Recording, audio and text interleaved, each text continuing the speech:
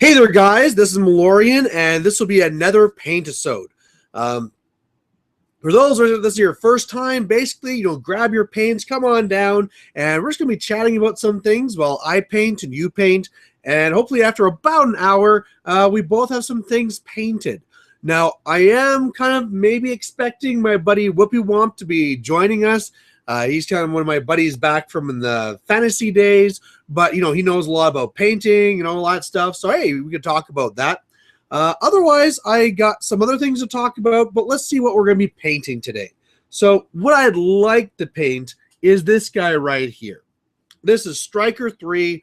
I've already done a little bit of work on him, man, probably like a month or two ago already, but I can't.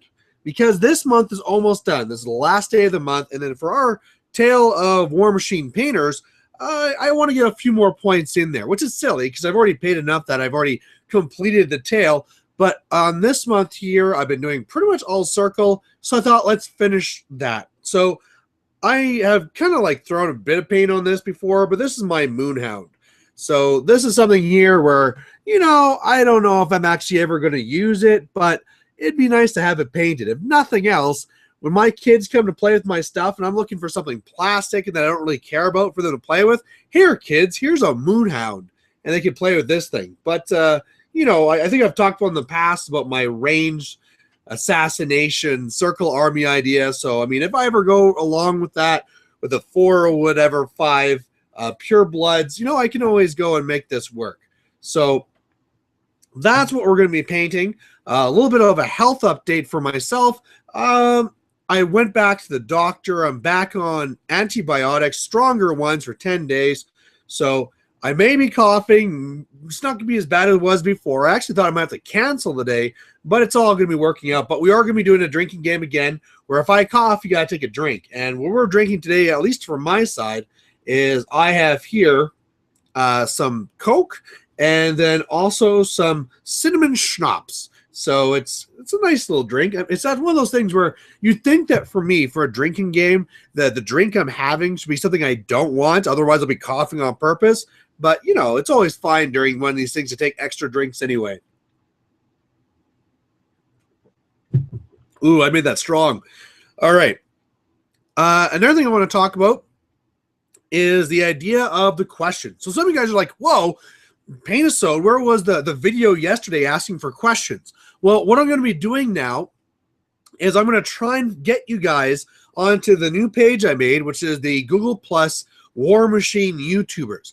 This is one, I'll put a link down after I'm done this video, but it really worked well when I did the fantasy, where I got together a bunch of the YouTubers that would be posting their videos on there. We started getting like cross-channel campaigns going on and all this great stuff. It was a really good way to get interaction between the viewers and the channel owners, and so I'm really trying to get you guys to join that. So I know there's some people are like, Google Plus, it's so stupid, I don't want to do Google Plus. Well, guys, it's worth it just for the account. The nice thing about making a Google Plus as opposed to Facebook is that on Facebook it's more linked to your real name, and I know some people don't like that. But on Google Plus, the main thing is that because it's linked in with your YouTube, when you see somebody commenting there, you can go straight to their channel and find out what stuff they've been working on. So it's really a good thing that you guys should be joining. Oh, that's cinnamon schnapps. So I got a few questions on there that I asked. Not many, but I'll be covering those. I'll be talking about the tournament I just went to, and otherwise painting up this Moonhound. And of course, for those watching, you can always post more questions. Whoopie Wump comes on, we'll talk about that stuff even more. But let's talk a little bit about the tournament. So if this is going to be a big spoiler to you, and oh my God, I want to see the battle reports first, and you haven't seen them yet, okay, fine. Maybe don't watch this right now. Watch it later and go see those battle reports. Take a drink. But I did okay. Given how badly I did the tournament before, anything was going to be better. But for this one here, I went and I took that Kane 2 list that I really liked. I also took a Haley list, a gun line, which I didn't have that much practice with, but I really thought would be able to counter all the cricks that was in the meta. And as far as that goes, it really didn't work out as far as the cricks list. And man, drink again. The big thing there is that all the cricks players were playing their Denny 2 body and soul. And the problem with that is that it really, really pressures scenario. And that's a great thing about this game, actually, is that in other games, it's like, oh, I got a gun line. I'm shooting you from across the board. There's nothing you can do. In War Machine, if you don't have a way of dealing with that scenario, you're in big trouble. And unfortunately, that list there had nothing to really deal with that scenario. And so I'm actually glad I never did have to face body and soul. But if I did, I wouldn't be using the Haley list. I'd have to use the Kane 2 list.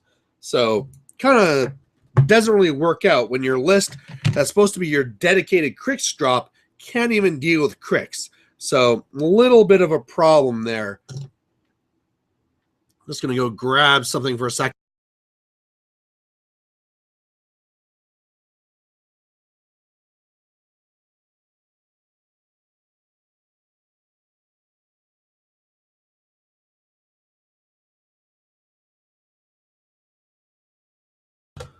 So otherwise, went very well. First round, I got to face a really strong opponent, Jerry, with his Calandra list. And man, ever since Jay Larson has been doing his whole Calandra thing, it's really picked up. I believe there are 3 Calandra tier lists at the event. And man, it's one of these things where before it was like, oh, ha, ha, ha, this Calandra tier list is kind of cute. Look at all the lights you get and silly little troll lights.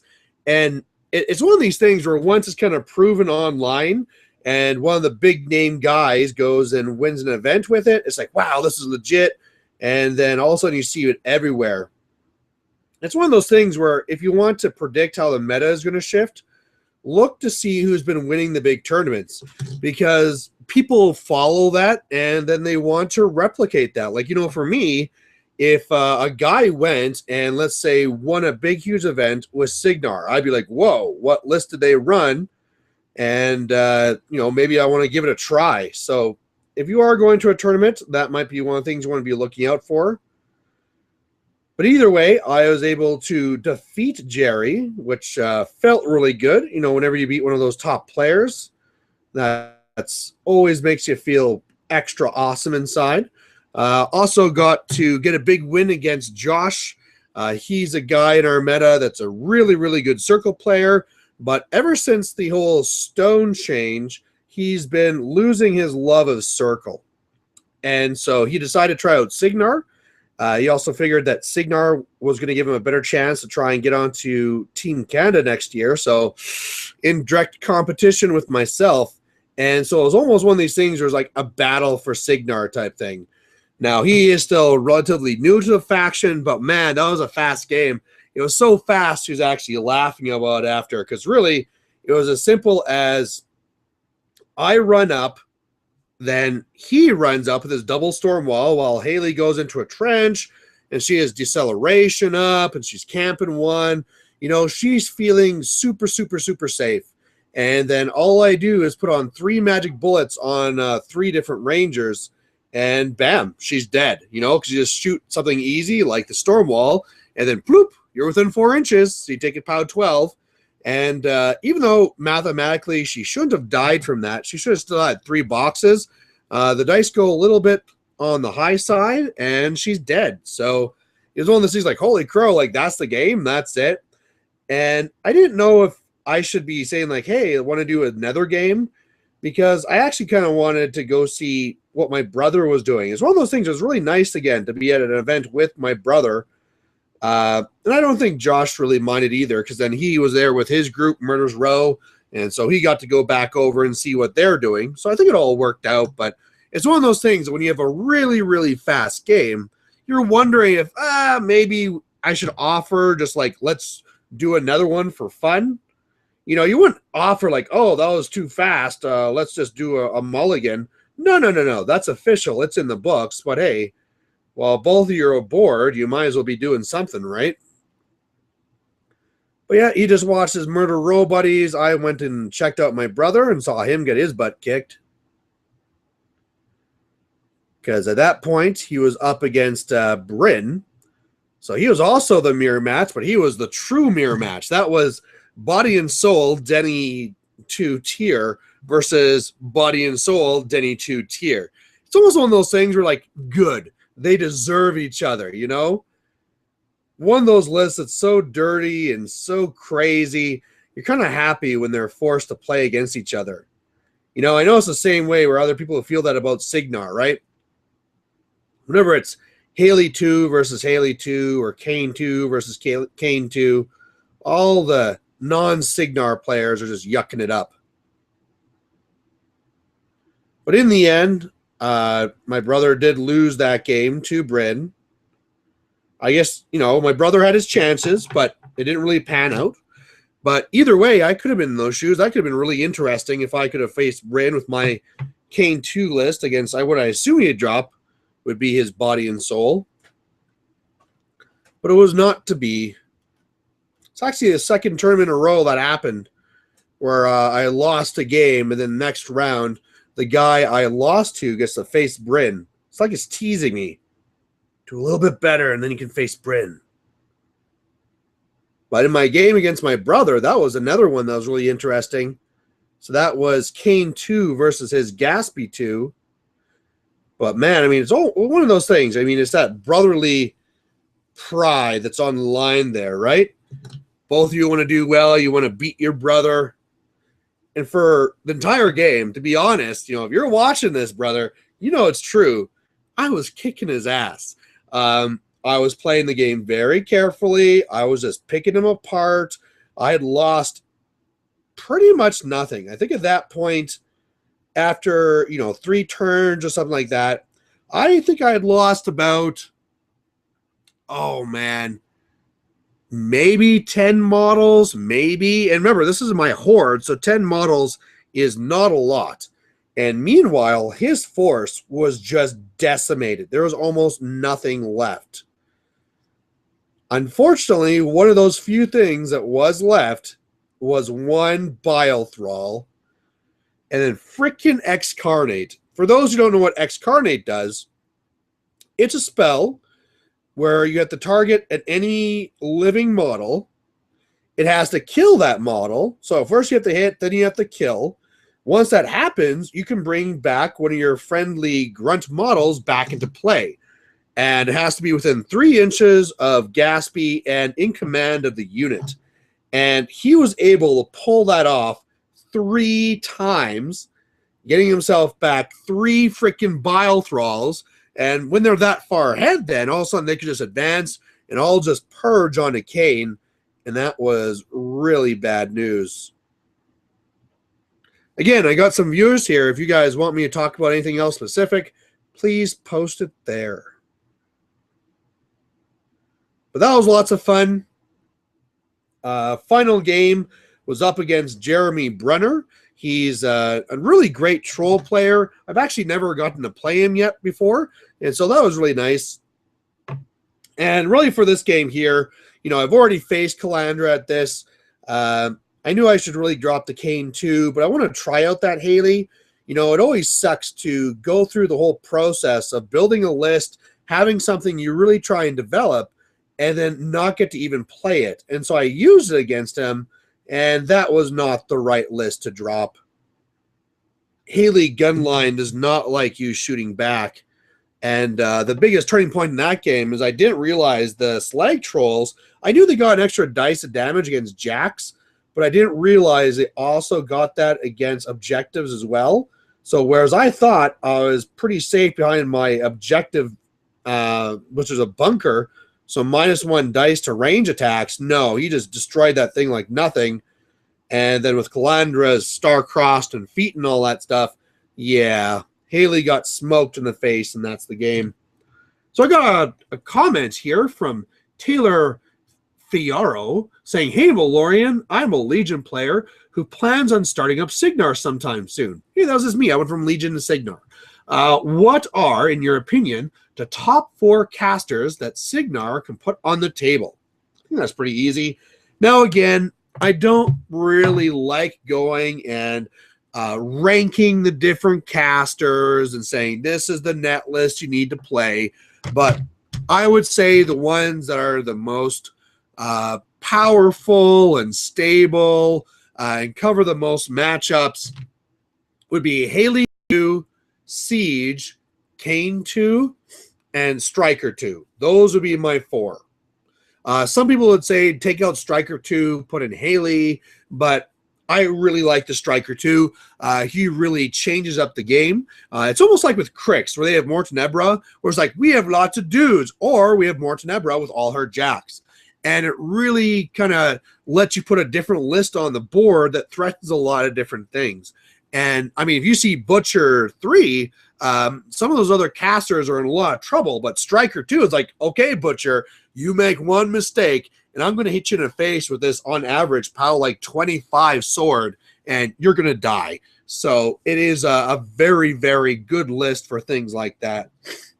Sorry, sniffles. Another one like LeConte, right? Normally LeConte is a nightmare scenario for Signar. You run that Striker 2, and again, it's like, all right, LeConte, I know your armor can be really high, but I'm POW 25 on average. Like, you never know how high that's going to go. And, yeah, that's a great one. And the other ones I think are no-brainers. Kane 2, awesome. Super Solo, basically. Haley 2 with her control game. And then Siege is just really well-rounded and then also threatens a lot of the board. Another quick break, guys. Sorry.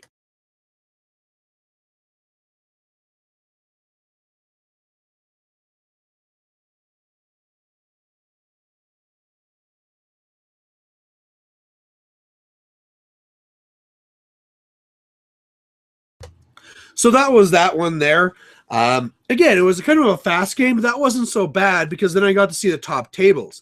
And so that one was my buddy Christian. He was been on my War Machine Wednesday before, and it was really great to see him at the top because he's won a lot of third places, but not really second or first. So I was like, oh, come on, Christian, you can do this. It was him against Bryn. So it was Mordekar versus Gaspy 3. And, man, I really hoped for it, but it was really obvious, really close, really soon, rather, that it was not going Christian's way. The Kraken went and killed Tiberian, and then after that, it just did not look good. From my perspective, it was like, come on, Christian, go for the clock, because Bryn kind of like had a long turn. And so Christian was 10 minutes up. And one of the nice things with Mordekar is that he can bring guys back. So it's like, okay, just be very careful, start feeding out those troops, keep Tiberian back as a threat so they can't push too hard. And then meanwhile, you're just slowing them down, right? He had all this recursion going on with his Mechanothralls and Stitch Thralls, but one Neolator can get in there and kill a whole bunch of guys, right? So play it very conservative and really slow. But that's just not really Christian's way, right? He wants to get in there and he wants to kind of go for it. And unfortunately, it was in the end there where I'm kind of thinking like space out, try and slow down the game. It was like everything kill the Kraken, everything charge. And I mean, to be honest, if it would have worked and he would have killed the Kraken, that would be a huge swing again. But it just did not work out. So what can you do? Also, very big thing, that was my hugest thing of the tournament, is I won these. So this is from the Team Canada. They have to do, of course, fundraising to try and go and get these places. And one of the things that they made this year is this is our mascot on a set of zones. So that's been a big thing lately that you've seen where people have been making these zones. And this is ours. So we got our moose and goose there. And yeah, I just love this. And I've been trying to get my hands on this for a while, but there's just not been the opportunity. I think they brought them to Lock and Load or something, or there was some tournament they already brought them to, because they're only really selling them at the cons. This one here, I got in a draw. So really lucky, just put in 15 bucks for 3 draws and got it. So normally the set of 4 zones are going for 50 bucks. I got them for 15. So that was awesome. And now I can show them off on my channel, and that's going to be awesome. Otherwise, the next time to get them will be GrotzCon. And then, yeah, Lock and Load, no, isn't until June. Can't remember what's the one that already happened. But, yeah, really, really happy. I mean, I could have lost every game, got these zones. I'm perfectly happy. So, fantastic. And in fact, I have a War Machine weekend or War Machine Wednesday coming up tomorrow. So hopefully one of those zones will be there. So that'd be awesome. Now I might as well start looking at actually doing some painting. I always do this every single time. I get so wrapped up in yapping. I've already gone through 20 minutes and I've painted the straps and the nose. And that's really like all I've done on this. At this point here, I'm guessing Whoopi isn't going to be joining us. It's happened before where he's like, yeah, I want to join, and then he falls asleep, but can't blame the guy with the time difference. It's pretty late where he is right now. One of the things I love that I did with these circle guys is I decided their eyes were just going to be red. That's always such a time saver, compared to having to do the white and then doing the pupil and blah, blah, blah, blah, blah. When I can just dab that red on there, that is fantastic. So there's that. I think we're going to put on some teeth and claws and maybe answer some questions. And like I said, there weren't very many questions posted on the War Machine YouTubers. So for you guys watching, I mean, shoot up those questions and I'll be getting to them. So, going to the War Machine YouTubers page, first one is from Richard Potter, painting oxidation effects on different metals. Now, this one here, I had to do some research on because, you know, of course, I saw the comments as I went down, and I'm going to say as a disclaimer right from the very start here, guys, keep in mind, I am not a high-level painter. I paint tabletop. That's what I do. And so the idea of me painting oxidation, no, that is not something I don't think I would ever bother to do. However, I didn't want to come on here and say, duh, I don't know. So, you know, I put some thought into it. I did some research. And I have at least something to say. So the first thing is to realize that will oxidation make sense here? So, for example, why did I wash off my brush? I'm not done with my white yet. Idiot. Let's say, for example, Striker 3. Striker 3 is in this beautiful armor on this beautiful horse. Does it make sense that his armor would be all rusty and old? Probably not. I mean, unless he's on like this super long campaign and blah, blah, blah, his armor is probably going to be pristine. So that's the first thing you want to be looking at is just, does he even make sense here? I know back in my fantasy days, one of the areas where they liked doing the oxidation effects was on the Ogre Kingdom guys. And really the reason there is because they're all mercenaries basically, and so they're grabbing whatever metal and materials they can. You know, it's probably stuff like most of their swords and stuff is from metal that from the guys that they've defeated and then melted down, or maybe just found and used the way it is or something like that. And so they're not exactly using the best stuff, and the idea that their stuff would be oxidized and old and all the rest of it, that makes a lot more sense. So that's your first step, is really asking yourself, will it make sense here? It's almost like the same thing as like the blood spatters. Blood spatters and blood effects done right look very awesome. Blood effects just kind of thrown on for no reason kind of look odd and weird. So it's just one of those first steps, is that logical check mark. The next step is to decide what type of metal it is. So a common one there might be copper, or another one might be iron, but to be honest, usually it's done with copper. because that one's a lot more common.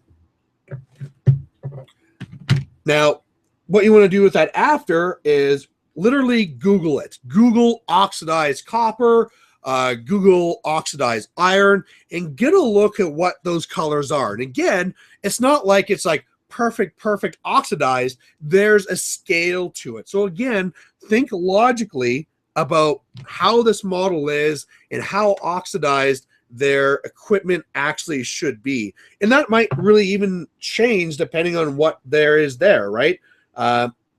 Maybe he has like this random secondary sword strapped to his back. Oh, okay, that's his backup sword he brings everywhere. That thing might be a little bit more rusty. Meanwhile, his main one he's using all the time, that one he probably takes a little bit more care of. So that might be something to be looking as well. Now, the next part to deal with this is kind of to know the science behind it. So the reason why you get oxidization is that you basically have water that builds up onto the metal, and then in there can be the all the chemistry you need to start oxidizing. So really, just like when you're doing washes and you're putting a wash on and where it goes to recesses, that's where the shading is going to go in. That works perfectly because, again, if it was the rain, all that water would stay in the recesses, right? And that's where it's going to be part of the biggest part of the oxidization. Pretty much the only way, well, where that will be opposite is something where there's almost like a waterfall effect, right? So if there's like a flat edge where there's not really a recess. So for example, for a recess would be like these guys' armor where it kind of gets trapped in there.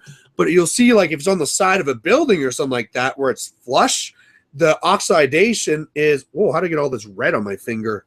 Ooh, a lot of it on the model, but it's all on the top. So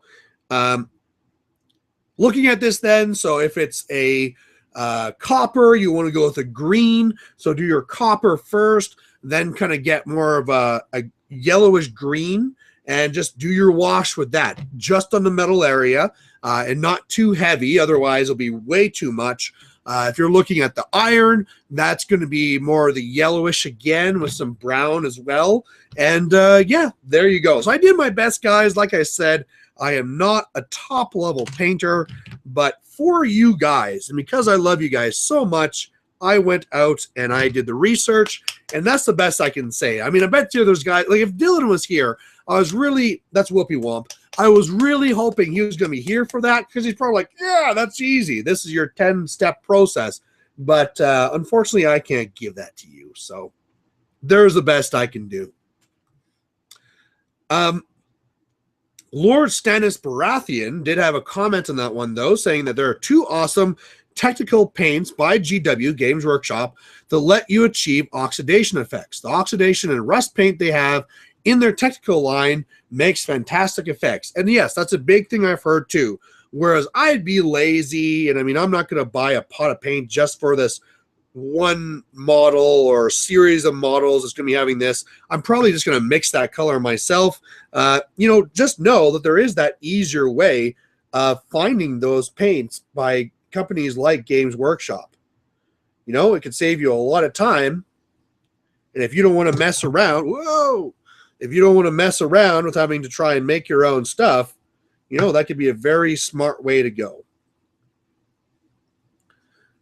Otherwise, he had another question, which I'll get to once I'm done painting this dog's belly. And his question was, Malorian, what do you think of the Puppet Master Merc faction? So this faction isn't really a full faction. Really, all there is Thexus, and that's really it. It's really limited for models. I mean, it's so limited that even minions are like, oh, we got it good. So I think in the end, they will be an interesting faction, but as of right now, they don't really have a lot going for them. The nice thing is that they are mercenaries, and so you can always take them as a secondary list, right? If you get 2 lists for a tournament, you can make one your Earthbreaker list and say the other one is going to be, Getting a little bit lazy here, sloppy. Your second one will be your Thexus list. So that's something you can easily do. Now, is it a really good list to take? Well, it's interesting. Really, it's based around control. You know, you got your TK caster there, and his feet is basically another type of TK type thing. And so it really is interesting. He can really deliver a heavy, a far away. But again, the lists are so restricted because there's so few models you can take that, I mean, really, if you ever see Thexus, it's like, oh, yeah, I've played this before. Whereas if you play Haley 2 or something else, you really got to look at that list because it can be played a lot of different ways. And even if you see the same list that you've seen before, it can still be played in a different way. So, like I say, it is going to be a lot more interesting as they get more releases. And the nice thing about it is that they look different, right? They got that different look to them. Thexus is just a crazy looking Spider-Man type model. Not Spider-Man like the superhero, but just where you got like all these crazy arms coming out and all that cool stuff. So who knows, right? I'm sure once they announce the second caster for that faction, that people are going to be jumping on the boat a lot more. So there's a couple of guys that have got into it, and they don't really stay long. You know, it seems like they try it out a little bit, and then they get bored. And I mean, that's just what's going to happen when you have no options, right? If I was playing Signar and all I had was like maybe 2 different units and 2 solos and whatever, and 1 caster, you know, I'm not going to care about Signar for that long. So, but hey, if you like it, play it. I mean, one of the unfortunate things there is that Privateer Press is going to prioritize, I mean, I would assume, extra expansions on factions that people want. And I mean, if nobody's playing a faction, either, I mean, I guess it could be the reverse, where if they see that a faction's not selling, they'll put more work into it to make it more popular. But you would think as well that they're going to be focusing more on the what's selling. You know, it's almost like the whole Games Workshop thing where they keep releasing Space Marines because that's what sells. It just kind of makes some business sense. One of the things I'm wondering with this new time is whether if it's too late for people.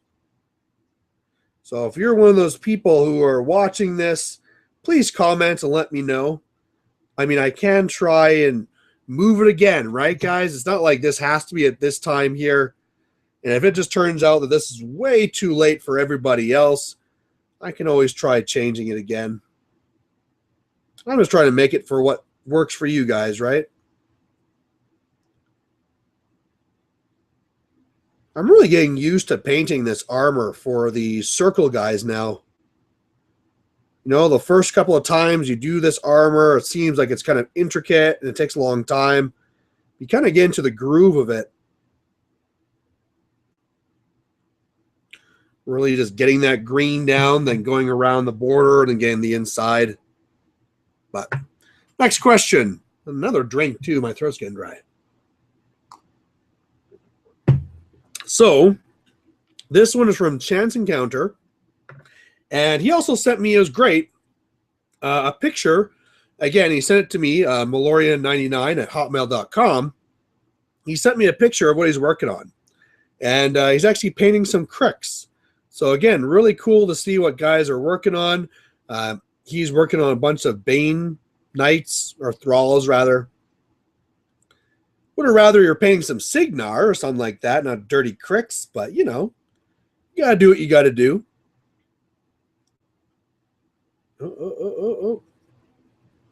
Cricks always seems like something that'd be pretty easy, and well, not easy. I'm not gonna say easy because they have so many different spikes and parts to them, but they're one of those factions where you can just make them dark and evil. And depending how far you push the whole dark thing, you can go make it very easy, right? I mean, you could make it so a lot of your models are mainly just black and blah, blah, blah. a little bit of metal here, but it's mainly just like this guy's like coming from the shadows and all this.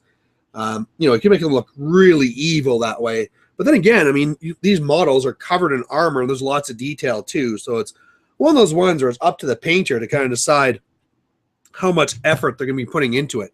But anyway, his question here is, in general, do you prefer to use more balanced lists or skew lists? On the flip side, what types of lists do you prefer playing against? Well, I would say that overall, the lists that I use are a skew list. I want to say that they're kind of balanced because I like having ideas for different... Take a drink. But I usually have a big skew to it. And plus, I also enjoy playing skews more, too. It just seems more, you know, interesting. I almost always push for the dude's skew where I have lots and lots of models hoarding across. That's definitely like my style. So I'd say that I definitely do the skew. As far as what do I like facing, that's kind of a baited question, because clearly, you know, if I say that I like playing skews and then I say I don't like facing them, well, you know, come on, Malorian. You're just clearly being the jerk in this situation.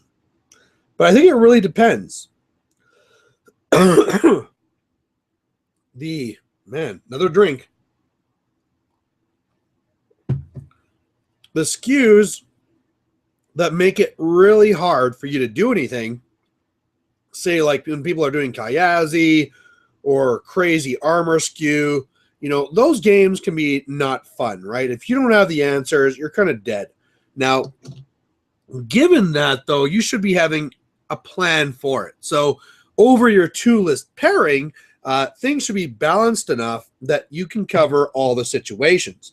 You might not be perfectly balanced in both of your lists, but overall with a pairing, you should have an answer for everything. The other part of this, too, is that skew lists, or maybe it's more kind of like janky theme lists, are really fun to play against. So like my buddy that was doing that list with all the axers and all that type of stuff, you know, like that's really cool and different to play this. Normally you might see one axer and then he's running 3 plus 2 impalers and a bouncer and blah, blah, blah. Basically what it comes down to is that skew lists can make lists different. So that's the nice thing about them. Again, the bad part about them is that sometimes they push it so far that there's just no answer you have, right? Maybe you just took nothing that can deal with 2 units of Kayazi and 2 units of Eliminators, right? Let's assume you're going up against the Zerkova tier, right? It's like, well, I've never seen this before, and it's kind of cool, but then again, I have no answers to it, and they're just overrunning me. And, you know, that can lead to a frustrating game. So you have to kind of balance it. I really do like my Dude Swarm list, though. It's just having all those extra activations and swarming guys, threatening all the different stuff. I just like it better. For those watching, you're not asking many questions so far. I think I'm catching you just when you're going to bed. It's like, oh, Malorian's talking. I'll catch him in the morning. And again, maybe that's what I should be doing with this. Moving it to a morning sometime. I suppose there is no real win. There'll always be some people that can make it and some people that can't. I saw Chain Attack had a request go out where they're looking for people who are willing to do live games on their Twitch. So they're really trying to push the Twitch thing, really trying to, you know, fill it up. I know in the past they had really hoped to get their Twitch busy. And I mean, it's a lot of work, right? You got to arrange these things. You can't just throw anybody on a live stream because they had the problem with the guys that were being a little bit rude to each other. But, you know, they're looking for people to fill in those spots. And I was wondering if that's something I should do. But I think, again, if I was to do that, I might as well just do it on here. Maybe the War Machine Wednesdays, I should start doing live on here. Although I think if I started doing that, it'd be a little bit more stressful, right? Already the people that I'm inviting over, it's a little bit nerve-wracking for some of them, where they know they're going to be seen and judged, right? Whenever you're being seen by others, it's almost automatic that you're going to be judged by them too. It's just human nature. But, that throws a lot of people off. And then all of a sudden, for something to be live, where, things just can't be edited out, I can understand where that would really throw people off and they wouldn't want to do that. I have no problem. If I say something stupid or dumb in a video, that's just me. Sorry, guys. Looks like I'm dumb at that point. But it'd also be difficult, too, because for me to do it live, Twitch and Google Plus are two very different monsters. Twitch is really designed to deal with that live stream, right? It is really dealt with taking and sending lots of high quality information quickly, whereas Google Plus is good for this, right? Like something right here where it's really like a little here webcam. Just has to be good enough to show your face. And I know we did this back in Fantasy, where we tried doing some live games, and the problem is that the Google Plus just does not handle it. The quality of the video that I'd be taking would be high, but coming across the stream, it would look like garbage. So that would be kind of unfortunate. And I don't know. I don't really want to get into the whole Twitch thing. I already kind of have my following here, kind of. I know I've kind of lost them, but my YouTube thing here, and I don't want to start all over again. And I guess YouTube or Twitch as well, one of the difficulties there is that they don't have a very good search engine. So basically, if you want to find somebody's videos, you kind of have to already know their name and their location. So, for a new guy getting into it, it'd be very difficult. All of a sudden, I have to make a new Google Plus account called, or not account, but page, that's called like Twitch, War Machine Twitchers, or I don't know what I'd call it, but an interesting idea that was actually brought up by somebody on the War Machine YouTubers page was almost like a code that we should be starting to put in for our tags. So the idea there is that if you're looking for War Machine Battle Report, it'll be bringing in all these War Machines, like from War or from Marvel, like, Iron Man and War Machine and stuff like that. And Battle Report could be bringing things from 40K or Fantasy or anywhere, that it might be better if we had a new set of terms that we knew as a community were for our videos. So let's say on every single War Machine video, we put in the tag purple duck, which was one word or something like that. Then you could always search for purple ducks, Signar, or whatever you want, and you knew that you're going to get the videos you're after. And I mean, there's some logic to that, right? Unfortunately, I think it'd be a hard thing to really push around, especially at this point where we're really just at the starting stages of gathering together all the YouTubers. If we were already all together on there, it might be a lot easier to roll out. But, it doesn't really help if only a couple of people are doing it. And the other challenge with that system is the new people coming in, right? Because if I just started War Machine and I don't know these secret terms, well, I'm still going to search for my normal stuff anyway. So it's almost like it's targeted people that already can find the videos anyway. So it's almost self-defeating. But either way, I mean, a good idea. And that's the type of ideas and the type of interaction I want to have, right? So if you got any more ideas like that, let us know.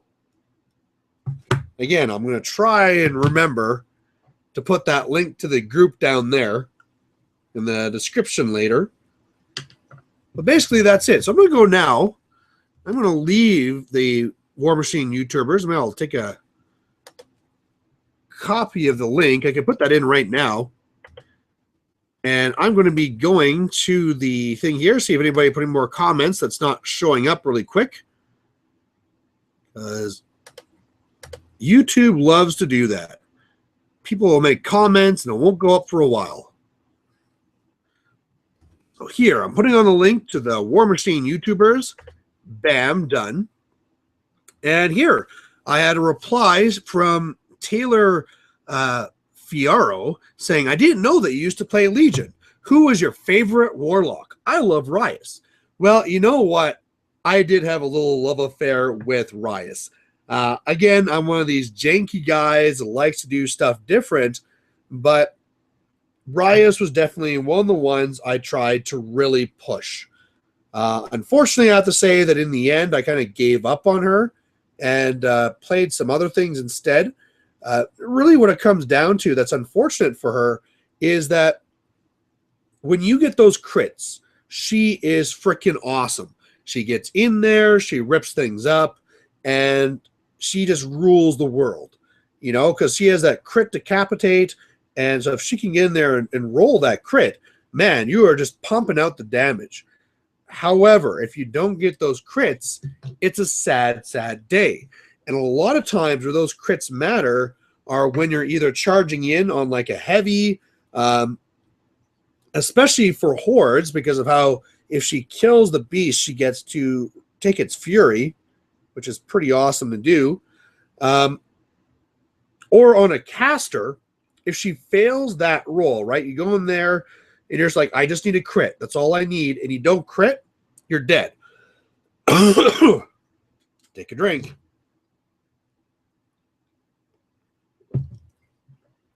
And so I had several times where I'd charge in and she's awesome and she's charging through the lines and I'm hitting this guy and flipping over here and then attacking the caster. But as many times as I had those awesome things, I also had all the other times where, oh, got there, failed, and I'm screwed. So after that, some of my other favorite casters for Legion were Bethane. I really liked her, especially since at that time, that's where my brother was crushing me with actually his Kador, his Kayazi assassins were just coming at me, and I just could not hit them, right? Rias is missing these guys because their freaking defense is so high. And then all of a sudden I got Rias, or not, Bethane, where I have Belphegor saying, boom, with my Animus, you just can't even get close to me. And then with the Eruption of Spines that she can cast twice and also on her feet have all that stuff boosted, she could slaughter all those Kayazi. So I was loving her. Eventually, my brother changed his lists, and then all of a sudden it was Crix. She was loving fighting Crix too. And it wasn't even just that, right? I just found her to be really good. Sorry. Take another drink. Because she just had that great thing where, man, I am falling apart. Sorry, guys. Like, remember, I'm doing this sick. I'm doing my best to keep these Paintisodes going, but I'm in rough shape, guys. Like, last night I slept, but the night before, I didn't even actually sleep at all. So I'm going to one more short break, and then we're almost down here another 15 minutes.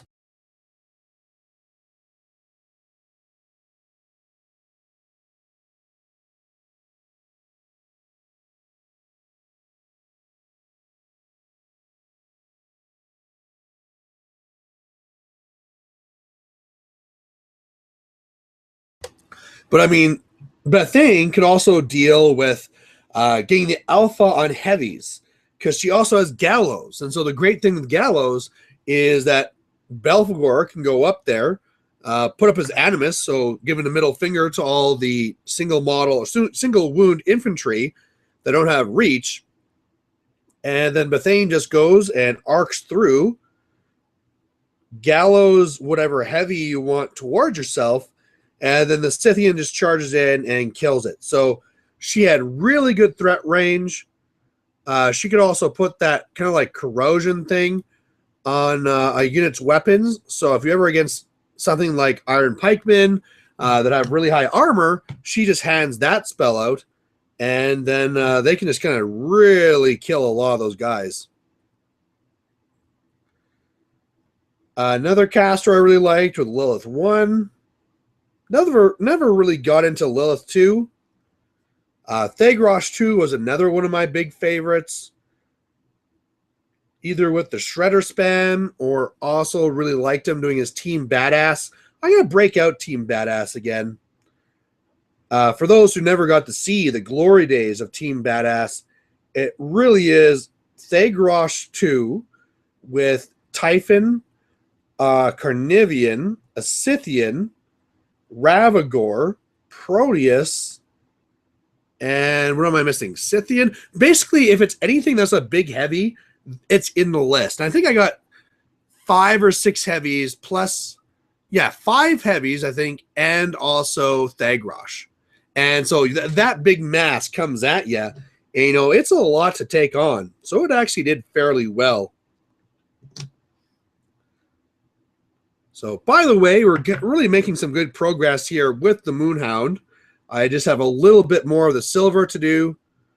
We'll come back and do a little bit more of a darker silver for the parts that I always do that, where like the main part of this armor is the bright silver, and then wherever you see like the extra bottom plates, I do them with a darker. So what I'm using right now is the Runefang steel, and I'll be using Ironbreaker for the rest of it. I still get messed up with GW having changed their paint names. They did that probably like 5 years ago, if not more.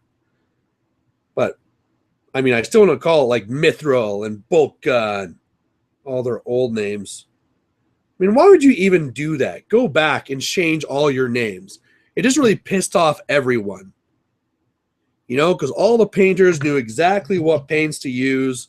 And then all of a sudden they're like, hey, yeah, all those favorite paints you like? Yeah, they're still here. We just call them something different. I mean, honestly, it's a big expense to them to have to rebrand all their paints with the new name.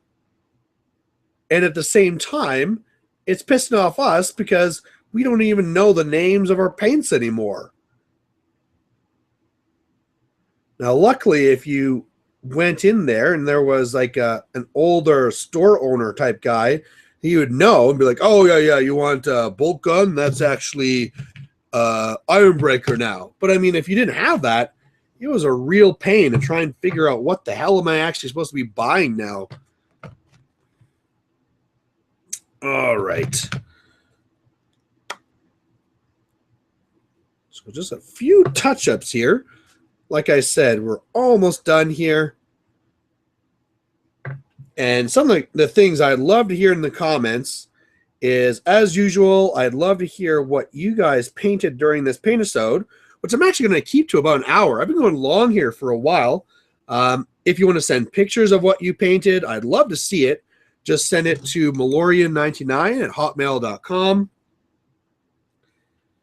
And as well, let me know if a different time would be better. If this is really too late, it would be nice if I could get more interaction with you guys while I do these things.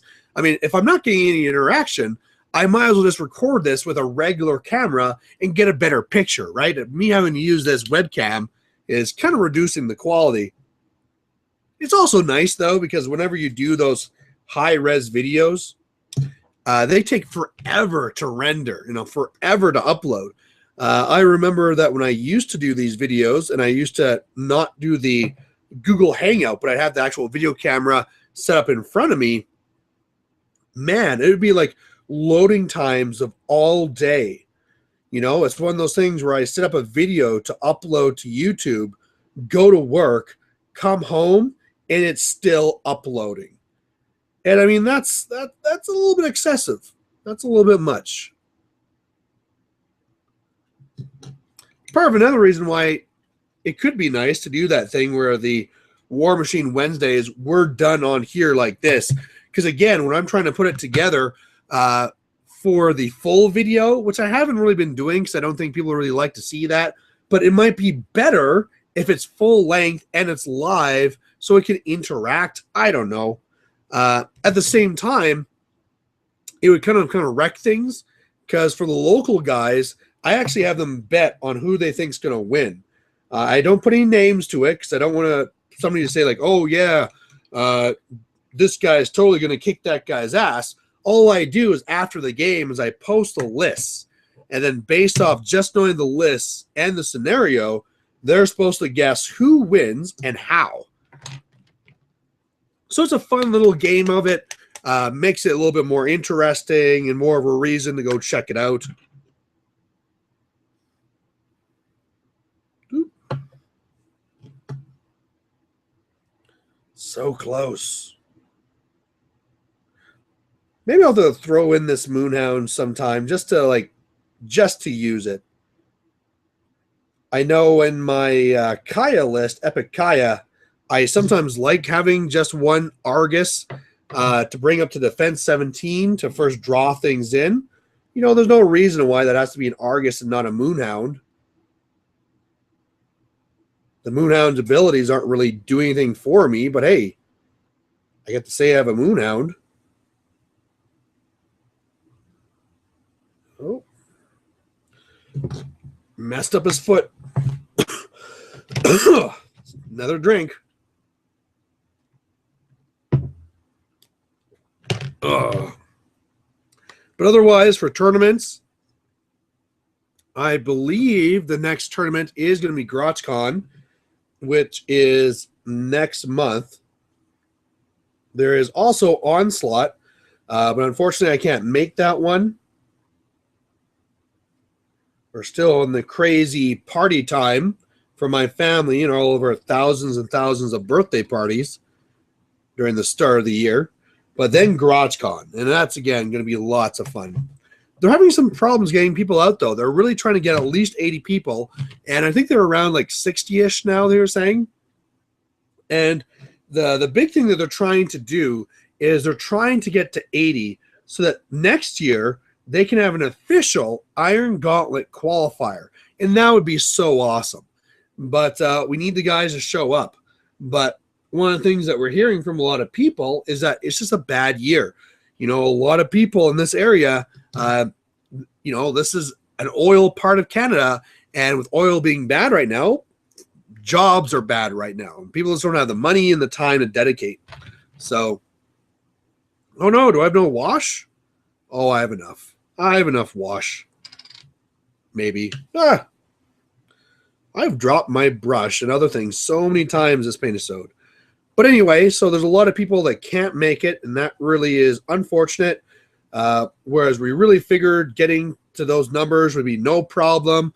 I actually thought we'd get up to 100 because we also have the Mayhem Cup, right? The local guys went down there and they won the Mayhem Cup from the States and brought it up here to Canada.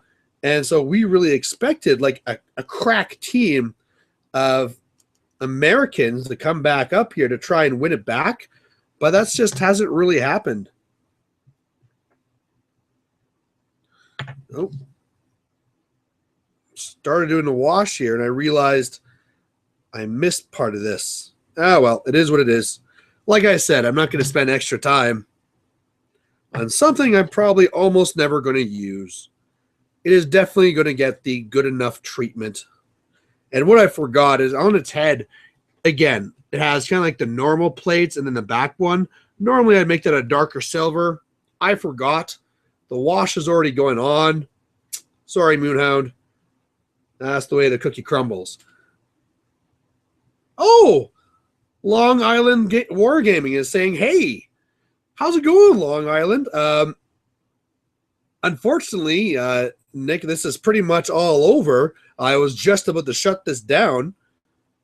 But yeah, hopefully everything's going well. He's one of the guys that was part of that group there for the Warhammer YouTubers. I believe he's been getting more into Mordheim lately. So things have kind of slowed down. But hey, I'm still subbed to you. I'm still subscribed. I'm subscribed to a lot of the old fantasy guys still. I saw Mr. Reef just had a video up just today too. So unfortunately, your timing's a little bit bad because I just finished But yeah, we should totally figure something out sometime. Maybe next War Machine Paintisode we can get together. Although, I don't know, I'm sure you got some stuff you need to paint. You guys used to always do that where you had your Warhammer Weekly and then your after hours and all that cool stuff, which you should do again. But either way, this is why I painted today. I got down the Circle Oberos Moonhound. Really fast, really easy. Still have to do the basing, but that takes no time at all. And yeah, I have a Moonhound I can use now. So there you go, guys. Thanks for watching, and we'll catch you again next Tuesday. Bye.